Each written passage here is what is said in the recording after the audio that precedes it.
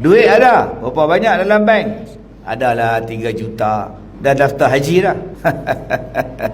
Tengoklah. Tengoklah. Makna tak ada niat nak pergi haji tu. Berapa banyak duit kamu dalam bank? 3 juta aja, tak banyak. Zakat bayar? Kena bayar ke? Oh, maknanya awak tak ada niat nak bayar zakat. Berapa banyak awak dalam bank? 3 juta. Awak tak tolong ke mak awak tu? Mak awak malam-malam pergi mancing ikan. Ikan tu lah goreng buat kasam. Kemudian subuh-subuh menega karipap sampai pukul 11 cari rezeki. Kamu dalam bank 3 juta, kamu tak tolong mak kamu, berdosa kamu. Dia mari dosa dah. Kamu dalam bank ada berapa juta? Ada 3 juta. Kamu hari tu kata nak buat korban, kamu tak buat. Tengoklah bila-bila lah. Bukannya terdesak pun kan. Saya memang nazar, tapi dia lebih kepada hajat kan. Oh sudah.